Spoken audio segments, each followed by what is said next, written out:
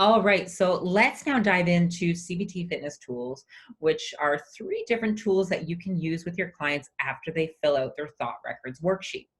Now, you'll definitely recognize these because they are part of the 4-week CBT Fit course. And I find that my clients really enjoy these, and they're not so quote unquote structured or therapeutic as a lot of the worksheets that we might be doing in session. And as well, when they fill out the thought records worksheet or you're starting to educate them on it and it's that beginning process, just like we did this week, you didn't fill out the entire worksheet, which means that we didn't challenge or start to shift those moods or thoughts. So they fill out that worksheet, they're aware, but they still don't feel any better.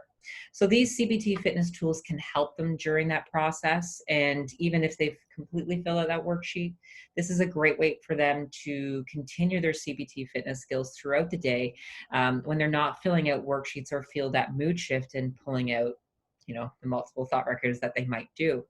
So what are those three fitness tools? It's the response card, credit list, and best friend technique.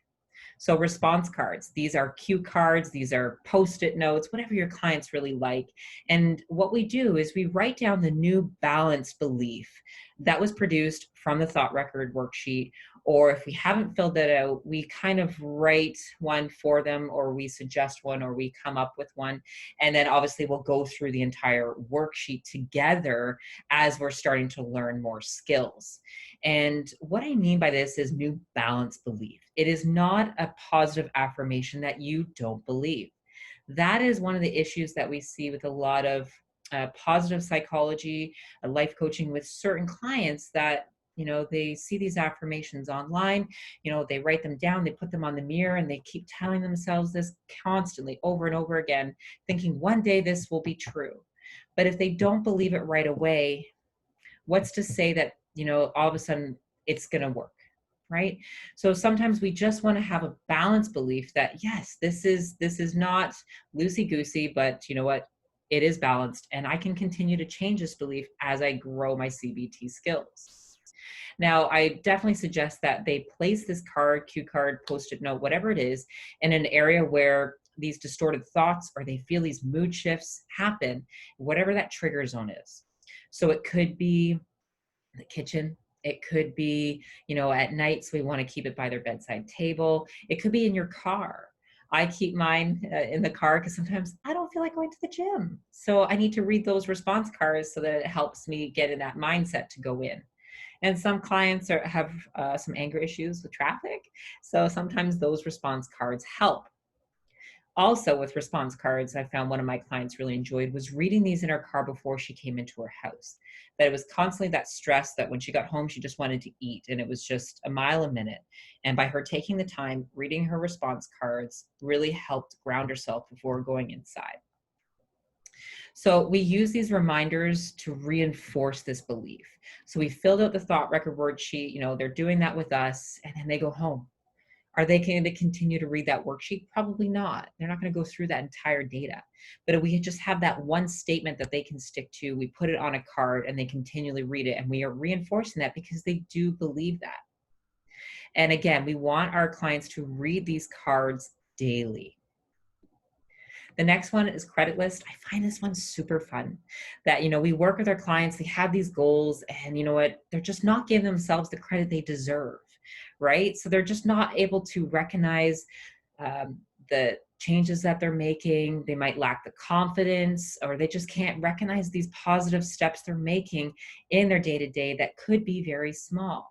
So I have a few examples here that, our clients don't recognize that I made all my meals. I got my workout in. I cut sugar in my coffee. These are huge. These are things we deserve to give ourselves credit for. And oftentimes I hear clients when we discuss this and say, did you cut out your sugar for your coffee? I did. And I said, well, that's definitely something to be proud of. Oh, well, I should be doing it. And I said, well, have you been? No. Well, isn't that something to give yourself credit for? Yes. So when we're starting to work with clients, they oftentimes feel that they don't deserve credit. But what we want to do is meet them where they're at. No comparison game or thinking that I should be able to do this, rules for living, right? We want to meet them where they're at. And I usually say to them, whatever you're giving yourself credit for, you won't be giving yourself credit for that in a month, because you're going to continue to grow and have new skills developed, and your progress is going to increase. And it does help them recognize their progress when maybe the scale doesn't state that they've lost any weight, but they've done all of these other things. And it will definitely help strengthen the ability to identify underlying positive beliefs, right? We want to get to those positive beliefs and qualities when they're doing their core belief work, right? That stuff can, tug at our hearts a bit. And we want to start to increase that positivity and build the credit for what they're doing. Now, I find that with family, they love this. And I wanted to share with you guys a little story with one of my clients because this might be able to help some of yours. So obviously we wanted to give a credit list just on a piece of paper. And, my client, she's like, I struggle the most at night at dinner. It's a real struggle and I just tend to overeat. And she's like, I was filling out my credit list and my kids were interested. And I realized that, they weren't giving themselves credit for what they were doing at school. And I wanted to get them involved and start them to learn these skills too, which is amazing. So what they did was they created jars. So you can see here on the right, that's just more a generic one, but she went out to the dollar store and got these things to decorate the jars, and each kid got to have their own. It was really pretty. And before they had dinner, everybody had to write something they gave themselves credit for. So what happened to my client was she associated dinner with being with the family and hearing what they were doing for their day rather than food. So it just disassociated that connection and lessened that trigger.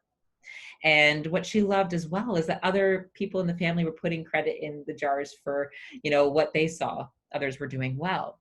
And on a Friday, which was her, pizza night, desire meal night with the kids, she's like, we actually sat down and read all of what they gave each other credit for during the week. So she's really learned how to navigate her trigger zone with using the credit list. And a lot of kids really enjoy this. So, what, go for that if that's something that you think some of your clients will really enjoy. And the last one is the best friend technique. We know that we can give really good advice to our friends, but sometimes we can't give it to ourselves. But that's what we kind of want to bring in. So it's a type of Socratic questioning, and it's aimed to help clients gain some objectivity by taking another person's perspective. We're taking ourselves out of the equation and pretending to be our best friend. And it helps clients escape their limited perspective that we only see one way. But when our best friends come to us with an issue, we have no problem seeing different perspectives and helping them. We want to try and do the same thing. And it will help create self-compassion and empathy.